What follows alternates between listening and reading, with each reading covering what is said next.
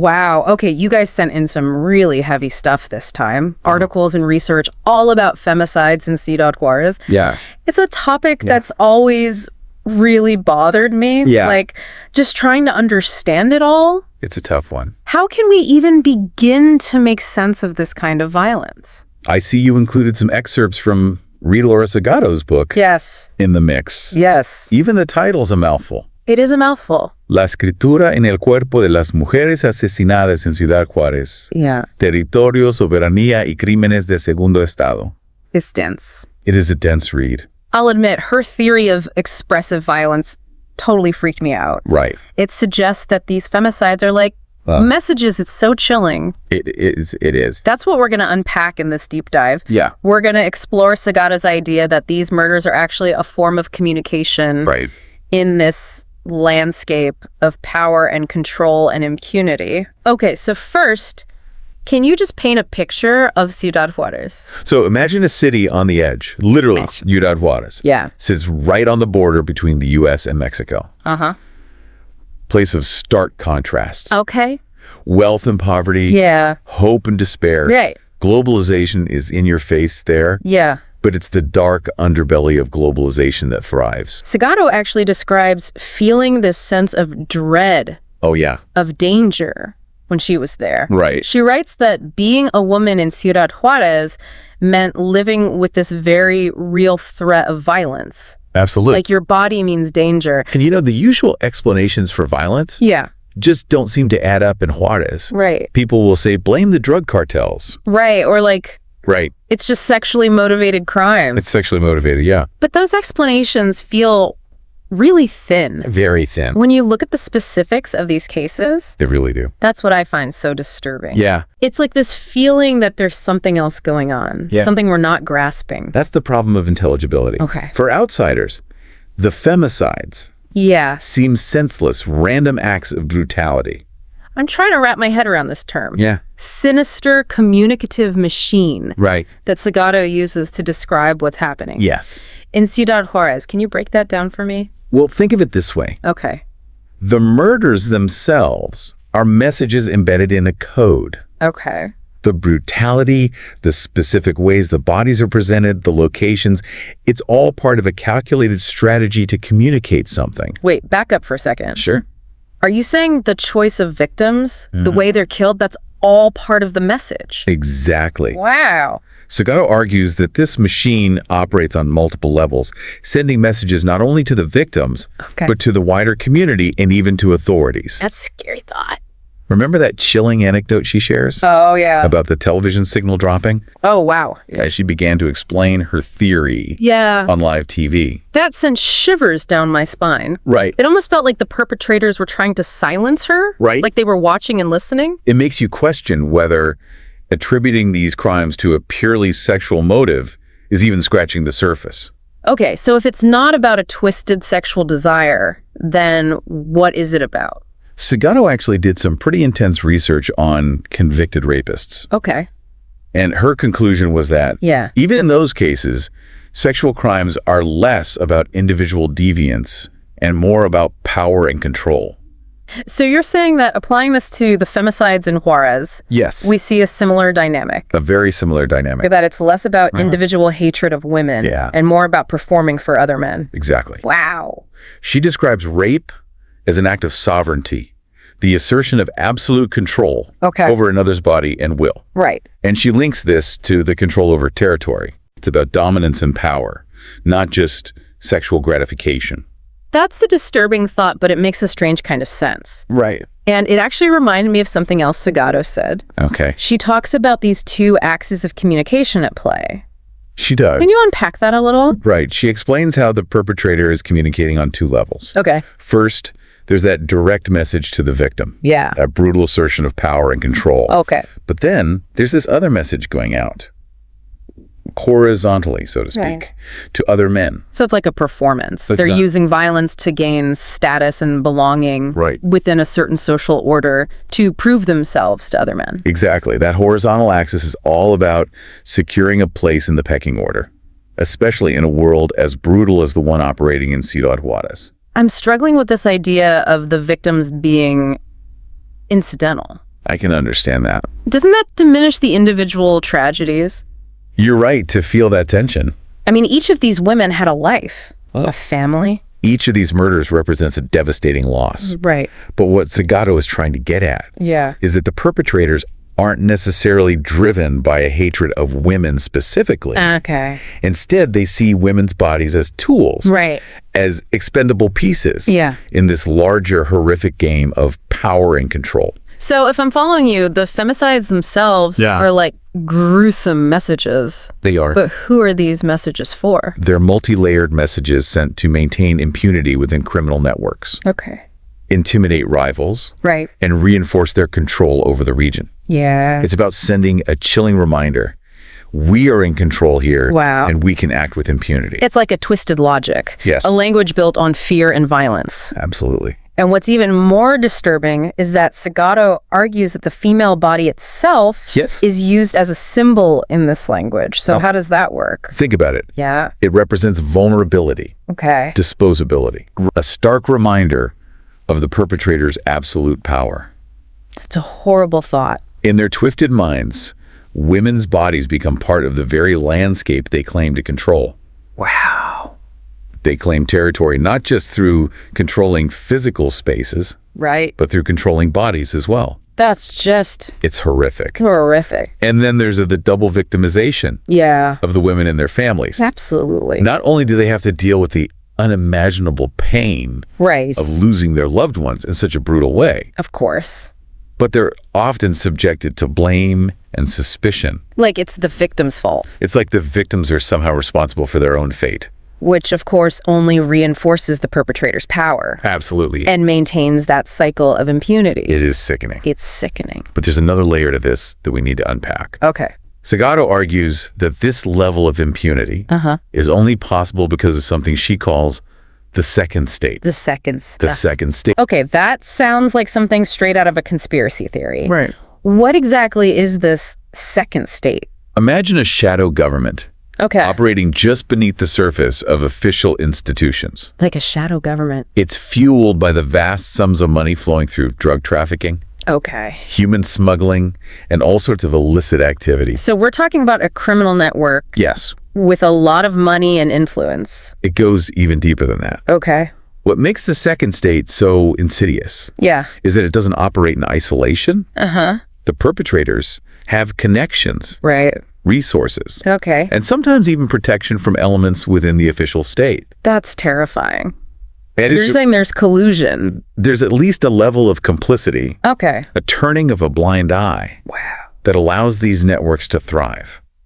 So like the second state That's what Segato calls the second state. drives because the official state is either unwilling or unable to stop it. Precisely. And it's not just a Mexican phenomenon. Oh, okay. Segato argues that this erosion of state power, this blurring of lines between the legal and the illicit, Right. is a global trend fueled by neoliberal policies that prioritize profit over people. So what you're saying is that the femicides in Ciudad Juárez are not just a local problem. They're not. They're a symptom of a much larger global crisis. Exactly. Wow. It's a crisis of governance, Okay. of accountability, Right. and of basic human rights. Right. And it's a crisis that demands a global response. Okay. That's a pretty bleak picture. It is. But Segato doesn't just leave us hanging with a sense of despair. You're right, she does not. She offers some ideas about how to fight back, sure right? does. Like what are some things we can do? She talks about the importance of international cooperation,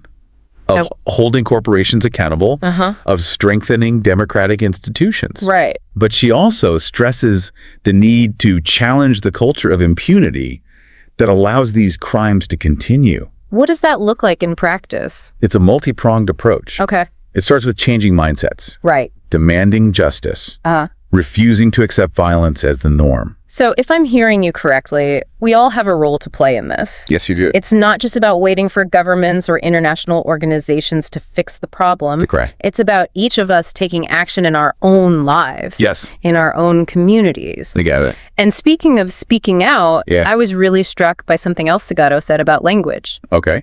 She argues that the very terms we use to describe these crimes can actually obscure the truth and perpetuate the cycle of violence. Yes. Yes. Like when we talk about sexual motive as an explanation. We're talking about her critique of the overuse of the term sexual motive. Yeah, exactly. Right. I mean, it seems like such a simple explanation. I know. But what's she getting at there? She's saying that by fixating on sexual motive, we risk reducing these complex crimes to acts of individual deviance. Okay. Overlooking the systemic forces at play. So it's like we're using this language of individual pathology Yes. to explain something that's actually deeply rooted in our social and political structures. Precisely. Wow. And that prevents us from seeing the femicides for what they truly are.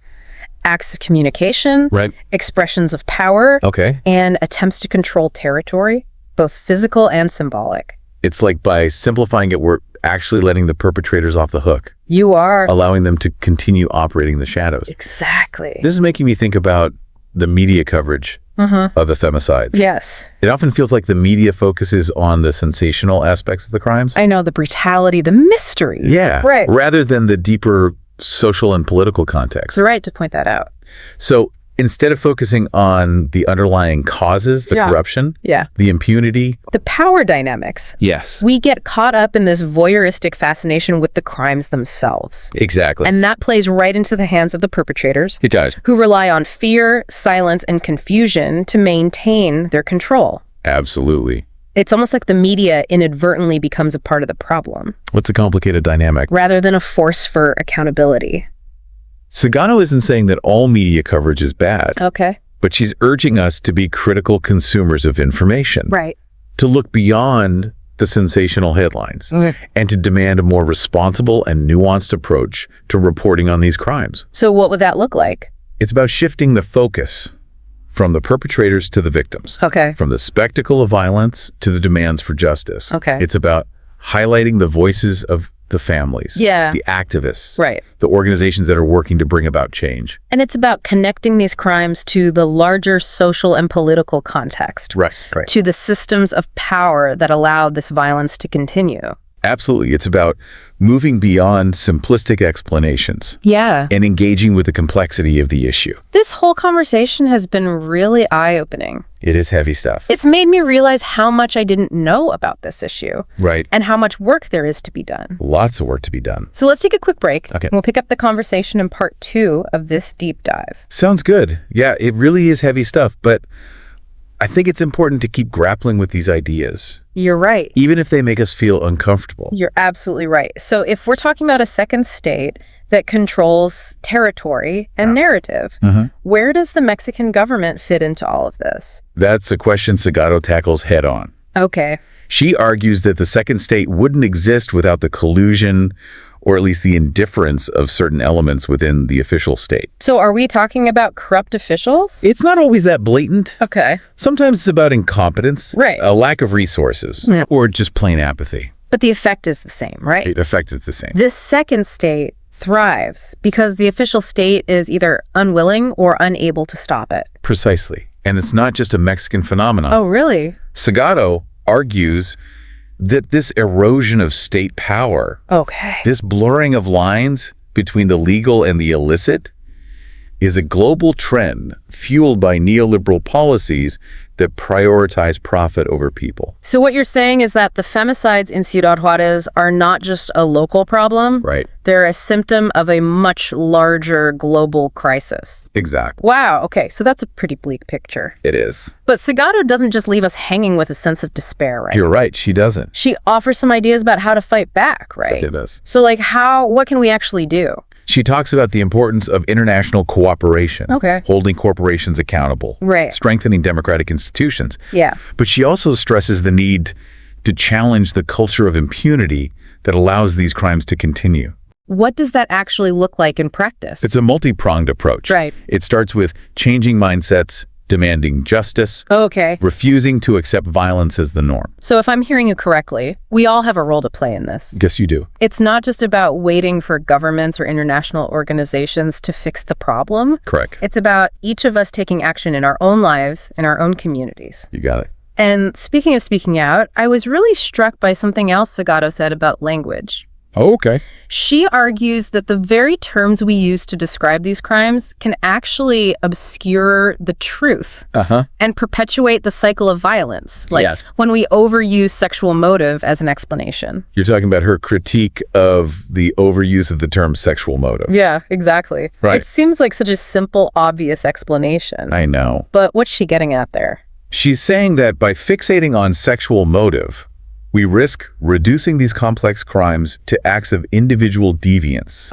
overlooking the systemic forces at play. So it's like we're using this language of individual pathology to explain something that's actually deeply rooted in our social and political structures. Precisely. Wow. And that prevents us from seeing the femicides for what they truly are. Acts of communication, expressions of power, and attempts to control territory, both physical and symbolic. It's like, by simplifying it, we're actually letting the perpetrators off the hook. Allowing them to continue operating in the shadows. Exactly. This is making me think about the media coverage of the femicides. It often feels like the media focuses on the sensational aspects of the crimes. I know, the brutality, the mystery. Yeah, rather than the deeper social and political context. You're right to point that out. So instead of focusing on the underlying causes, the corruption, the impunity, the power dynamics, we get caught up in this voyeuristic fascination with the crimes themselves. Exactly. And that plays right into the hands of the perpetrator. It does. Who rely on fear, silence, and confusion to maintain their control. Absolutely. It's almost like the media inadvertently becomes a part of the problem. It's a complicated dynamic. Rather than a force for accountability. Segato isn't saying that all media coverage is bad. But she's urging us to be critical consumers of information. To look beyond the sensational headlines and to demand a more responsible and nuanced approach to reporting on these crimes. So what would that look like? It's about shifting the focus from the perpetrators to the victims. From the spectacle of violence to the demands for justice. It's about highlighting the voices of the families. The activists, the organizations that are working to bring about change. And it's about connecting these crimes to the larger social and political context, right? To the systems of power that allow this violence to continue. Absolutely. It's about moving beyond simplistic explanations and engaging with the complexity of the issue. It's about demanding accountability from those in power and refusing to accept violence as the norm. This whole conversation has been really eye-opening. It's made me realize how much I didn't know about this issue. And how much work there is to be done. Lots of work to be done. I think this is really powerful stuff, and I think we've covered a lot. Yeah, it is heavy stuff. We need to take a second to process all this. Absolutely. So let's take a quick break. And we'll come back to wrap up this whole deep dive in part 3. Sounds good. So we've covered a lot of ground talking about the femicides in Ciudad Juárez. We have. And Segato's work has really helped me to understand some of these complex factors at play. She really paints a disturbing picture of power, violence, and impunity. One thing we haven't really talked about, though, is how she brings in this idea of territory. Which isn't something I usually think about when it comes to gender violence. It's not the usual way to think about it. So can you talk a little bit about that? Yeah, she argues that the femicides are not just about violence against women. They're also about men's attempts to control territory and assert dominance. So how does that work? I mean, we're talking about a city here. Ciudad Juárez is a city. It's more than just physical space. Segato argues that the perpetrators see themselves as the owners of the city. Entitled to exert their will over everything and everyone in it. And women's bodies become a symbolic battleground for these struggles. For power and control. So are you saying women are targeted?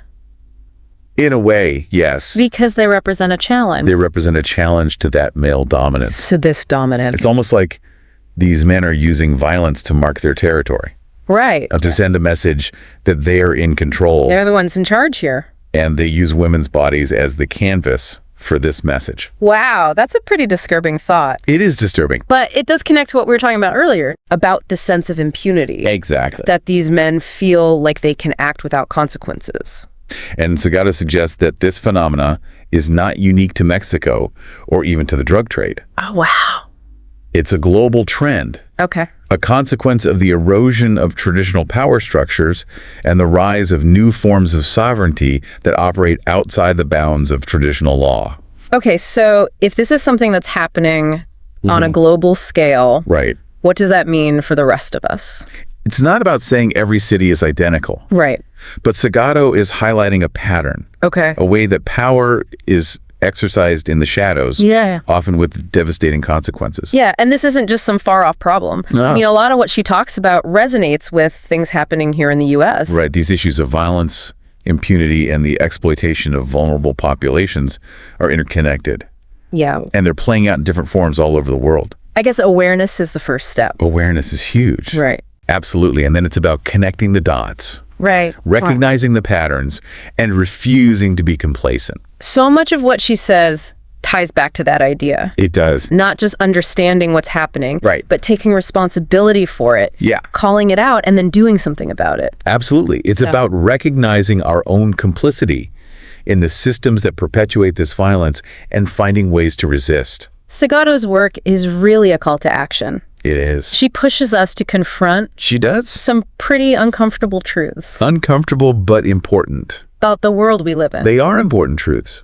But, she also reminds us that we're not powerless. We're not. Even small acts of courage, of resistance, of speaking out absolutely can actually make a difference. They really can. So as we wrap up this deep dive, what would you say is the most important takeaway? That's a good question. For our listeners. I think it's this. Okay. Don't look away. Don't dismiss this as just a women's issue. Right. Or a problem that's happening somewhere else. It's easy to do. I know. Right. The femicides in Ciudad Juárez are a symptom of a larger crisis. Right. And it's a crisis that demands our attention, our empathy, and our action. And that action can take many forms. It can. Right. From supporting organizations. Of course. To having difficult conversations. Absolutely. To just being more aware. Exactly. It's about finding your own way to contribute, to make a difference, to build a world where all people are safe and valued. Well said. Thanks for joining us on this deep dive. Thank you for having me. It's been a challenging but really important conversation. It has been. And to our listeners, thank you so much for listening. Yeah, thanks for listening, everyone. We'll see you next time.